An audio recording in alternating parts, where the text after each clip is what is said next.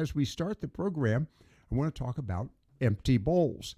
And someone who could definitely fill any kind of a room, let alone a bowl. We have Pastor Gene McLendon with us with the Hope Mission, and I want to get Gene on to start off the program. And with that, Gene, good afternoon to you. Thank you, Lockwood. Our pleasure to be here with you today. Well, let's talk about this event. Empty bowls. What's the purpose? Bowls. Man, it is a great event. We get to do this every year. We have done it, I think, for 21 years. And it is our event to raise awareness of hunger, not only in Carteret County, but all across America and across the world. And those statistics are really high. And so we sponsor this Empty Bowls event. And people get to come and buy tickets, and our culinary school here at the community college provides all the soup for us, and they get bowls of soup from some of the best chefs you ever want to eat behind. And we have a lot of events. ROTC junior, the high kids from high school are there, and a lot of organizations that do all the behind-the-scene works to make it happen day in and day out. So for us, it's a great way to raise community awareness about all the great things that Hope Mission gets to do here in our community. All right, and we have guests here. I'm going to let you introduce them. I'm going to put you to work for a change. Okay, well, this is my new best friend, Paige, sitting beside me. And Paige, why don't you tell us, because I'm not sure exactly what you guys do, but you talk to us Paige for just a minute. Harris is with us. Yeah, Paige. Hi, I'm Paige with Flatlands Jessup Insurance Group. We opened an office in Morehead City in August of 2019, and one of the 4 core values of our agency is we want to give back to our community. And our agency has a large footprint in the agricultural world, and it doesn't make sense that we have plenty of food and we still have hungry. So one of the 3 areas that we commit to service in the community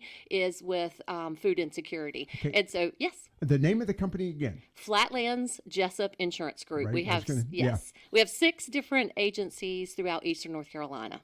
And you say there's a strong agricultural component. Yes. So the agency was actually started in 1963 by my father, and he was a life insurance agent to most of the farmers in Eastern North Carolina. And is what is usual in family businesses, I'm doing something that I said I would never do. Mm-hmm. And I joined my brother, Reed Allen, in the agency in 2014, and through a partnership with Mark Jessup in New Bern, we formed Flatlands Jessup in 2017. So the name is new to most folks, but we've been around for a long time. And so the type of insurance that you're selling? We sell all lines of insurance. We have your home and auto. We can cover that. We can cover your home, your body. We like to say who you are and the things that you love. So if it's life insurance, health insurance, your home, your car, your crops, or many other areas and lines of insurance. At Flatlands Jessup, it's your whole world covered. Okay, and by the way, located on Bridges Street in Morehead City. Bridges Street, Suite D in McKenzie Square. Right, I just want to make mention of that. We're going to get back to that moment. And Gene? I think I found somebody that can talk with me. Oh, right, that's right. We'll have a contest, Gene. And we have one other guest. Yes, my sister Glenda, who runs all of our fundraising events, our big golf tournaments, our Empty Bowls event, and who manages our largest thrift store, which is the best thrift store in the whole wide world. Right, you wouldn't be biased on that, would you? Not at all. And she will have all the details of the event. Okay. Let me hear about it, Glenda. I'm going to get you really close to that microphone. I want to say there's lots of levels of sponsorships, but Flatlands Jessup Insurance Group took the #1 spot at a $5,000 sponsor, but we have many other levels for those that would like to sponsor the event. We start at $350 and go up to $3,000. Okay. So lots of opportunity out there for businesses that may want to sponsor the event. All right. We're talking empty bowls. What are we talking about? So for a sponsorship, it's listed out in detail on the website, but there's different levels and you get different product for the different levels that you come to sponsor on. Okay. That's for the sponsorship. That's for the sponsorship. But I'm talking about what Empty bowls? is Empty Bowls all about? We're going to teach people or show them actually by feeding them a bowl of soup, because they're coming at lunchtime when they're hungry, and they're going to get 2 bowls of soup, which is a gracious plenty.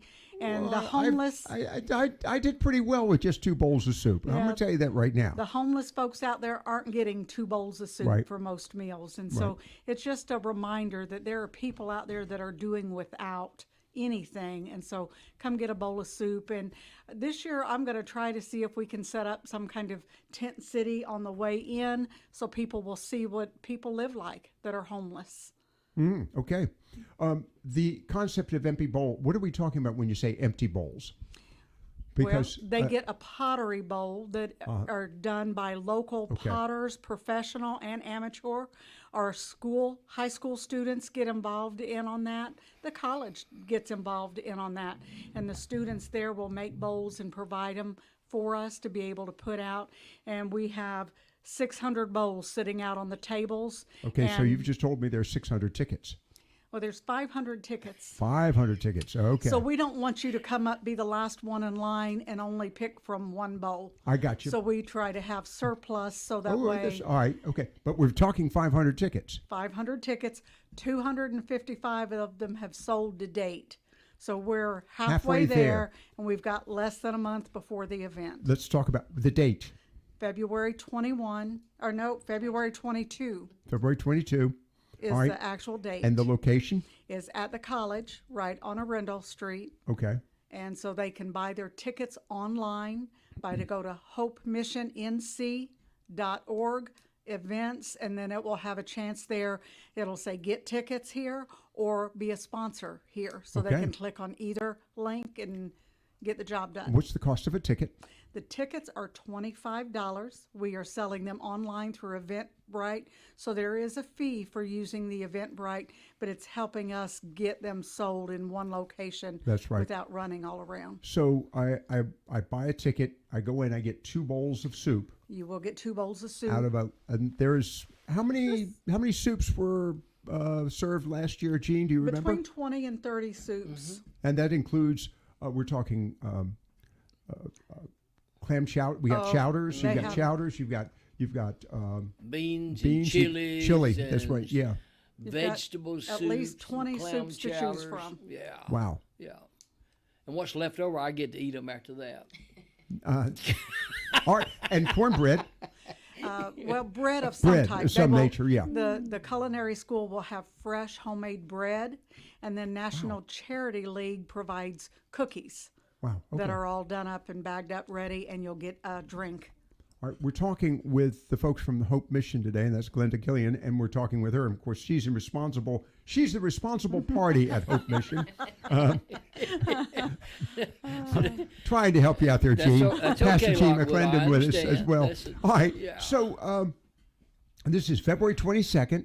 Yes, You have only about 250 bowls available to be purchased. tickets. But Right. to bowls. The Yes. tickets come each with the ticket. You get a handcrafted bowl, That's right. and you get 2 soups That's right. and bread and cookies and camaraderie opportunity. Right. And there are a lot of people that bring their staffs with them. As a matter of There fact, are. I know. And so, have you ever sold out? We always sell out. I think that's the important term. Yeah, always, we always sell out. Usually the first to second week in February, tickets are normally gone. There are people that I know who have gone every year for 20 years for the intent purpose not only of giving to a worthwhile cause, but they want their own bowl, and they're collecting those bowls. Yes. And let me just make a comment. They make great gifts. So if you're thinking about giving a gift Yes, to they someone, do. these are handcrafted bowls. So obviously, the earlier you get there, the greater the selection too. That is correct. Yes. All right. So and so after I've had my soup, I go over and select my bowl, and I walk out with my bowl. Right. Well, actually, you go get your soup. First. Well, the bowls will come first. Everybody comes in and sits down at tables, and we'll call the numbers. Oh. And we sold 40 VIP tickets this year, and those 40 people will get first chance at the bowls. Only 40? Only 40. You've already sold them? We have already sold them. They were the first to sell out.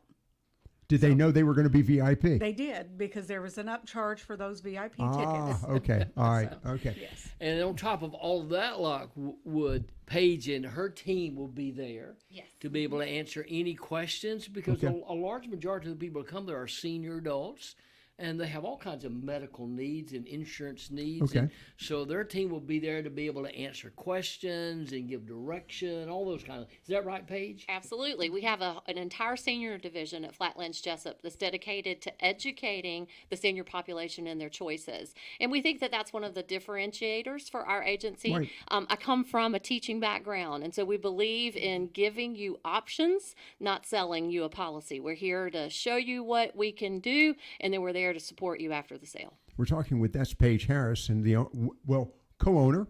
If I Yes, understand. that is correct. Okay, I got that. Of Flatland Jessup, and by the way, their location is at McKenzie Square on just off Bridges Street in Morehead City. Actually, kind of diagonally across from the Boys and Girls Club. Exactly. So Yes. they're give you an idea of where they're located. Paige, you mentioned something a few moments ago, and Gene, I'm going to go to you on this one as well. The topic of hunger and the fact that your family was basically serving farm communities, farm insurance, and things of this nature. It's one of those things that is really kind of an anomaly in light of the fact that here we are, a country of plenty with people who have little to nothing. That, I guess, is something that impresses you as well. Of course, yeah, and we belong to several organizations where there are studies that try to show if North Carolina is one of the top 10 states in food production, why is it also the top 10 state for food insecurity? And how can we play a role in connecting those resources? We've supported folks like Right Revival. I'm sure Gene is familiar with them. We volunteer our time, and we would love to know the why behind it. I'm not sure that we are smart enough to figure that out, but it's groups like Gene who are boots in the field, and they are really making a difference to try to solve this problem. Wonderful segue into my question to you. What is the cause? And Gene, I want you to get a little bit closer to that microphone. Well, Lockwood, poverty abounds, even in our county. That is not a poor county, but we have a large number of people that live in poverty.